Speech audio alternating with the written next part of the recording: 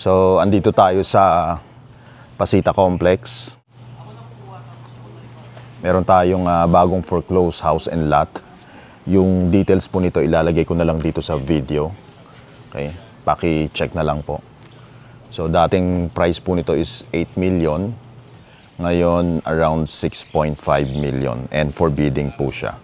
Available in cash or at least 10% down payment. And then 90% balance through bank financing exclusive of taxes and fees. So if you are interested to make a bid or offer, please message us directly. So check natin yung loob. Binaha ba kayo dito? Umakyat dito? Hindi naman po. Hanggang dito lang.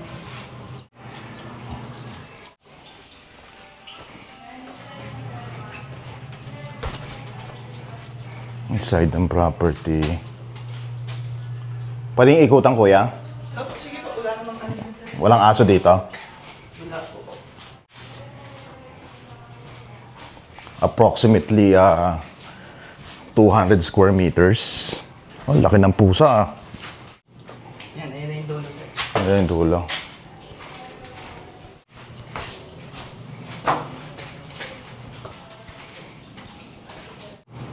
Tapos dito, car garage. Kasya dalawang sasakyan dyan, no? Ito yung dulo niya. Nasagad na rin dito. Ito yung... Ay, dalawa. doon tayo galing kanina, di ba? Paano papasok ka? Ito, kitchen nyo. Isang kwarto dito. May CR din. Ayun yung kanina. Ayun yung kanina. Okay. Yung main entrance niya. May kuryente kayo dito?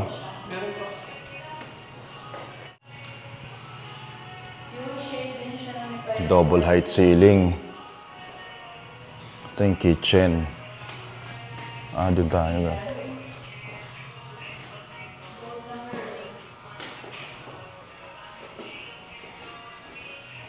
Ilan lahat ang kwarto, kuya? 4? Tatlo dito sa taas. Tapos meron pang isa yung sa baba kanina, di ba? May nagti-TikTok live pa si ate. Ito isang kwarto. Pangalan na kayo, Teddy. Oo. Ayan. Ito yung masters, no? Primary room. May sariling CR eh. CR to? Ayan po, siya. Paliguan. Oo, ito nga yung masters. Tapos may balcony siya.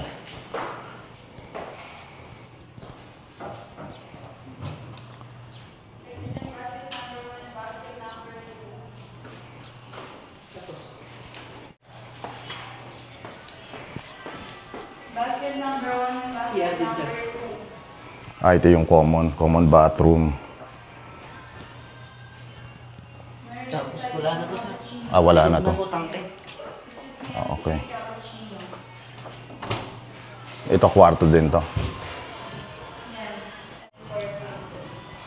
May CR to? Wala. Ay, wala po. Ito. May CR to? Wala rin. Opo, ayan. Walang CR. Wala na, sir. Wala na. Sa basket number 1 or basket number 2 natin siya. Si ate nagtitiktok pala, oh. Anong TikTok account ni ate? Maganda sana yung ano niya, kaso daming papaayos.